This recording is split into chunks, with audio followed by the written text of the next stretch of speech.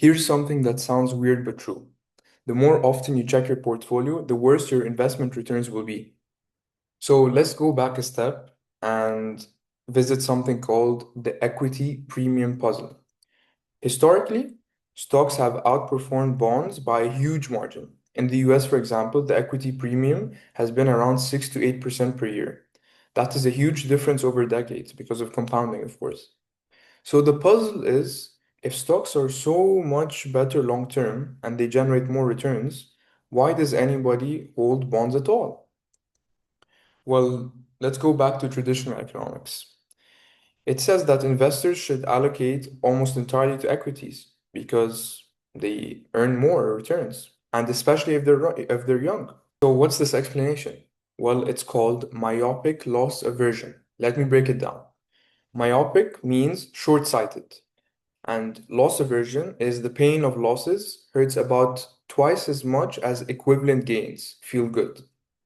So let's put them together. Myopic loss aversion. That means if you're a long-term investor, but you check your portfolio every day, you will experience more short-term losses than if you checked monthly or annually. And because each loss hurts more than each gain feels good, frequent checking makes you feel like investing is a bad experience, even when your portfolio is going up over time slowly. So here's the data. On any given day, the stock market goes about 53% of the time.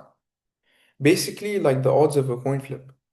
So if you check daily, nearly half the time you see a loss and half the time you see a gain.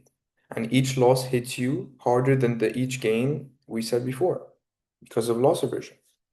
But if you check monthly, the market is positive about 63% of the time, definitely an improvement. And if we check annually, it's about 73% of the time. So over a 10-year period, it's positive about 90% of the time. Same investment, same returns, but your emotional experience is completely different depending on how often you look. In other words, the reason so many people underinvest in stocks is not because stocks are too risky. It's because people look at their portfolios too often and they experience too many short-term losses and then shift to bonds and cash to avoid the pain. So what do we do about it? Well, here's a simple three-step process I would recommend to follow. First of all, automate. Automate your investments. Set up monthly contributions to your investment, like for example, an index fund, and don't watch the daily movements. But I have friends telling me, Omar, well, I don't have that much money and I don't want to put myself in a financial position where I have to take out a lot of money monthly.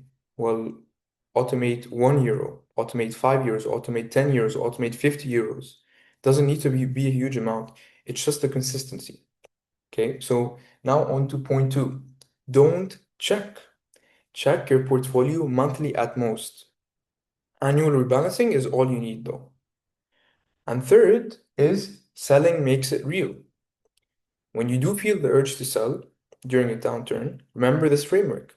The loss is not real unless you sell. I'll be honest. I used to check my portfolio multiple times a day. I'll be honest. I used to check my portfolio multiple times a day, and I used to rebalance every couple of months. I know the feeling, trust me. You open the app, you see a lot of red, and your stomach drops.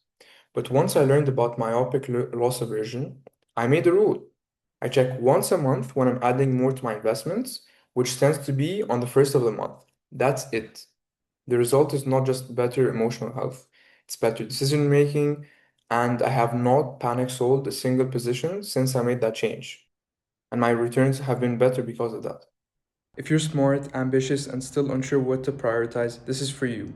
I'm opening a waitlist for Behind the Scenes Blueprint Lab, where I share the exact systems I used to juggle internships, studies, building, investing, fitness, and social life in my 20s. Tools that start from where you are, not where you should be. Join using the link in the description.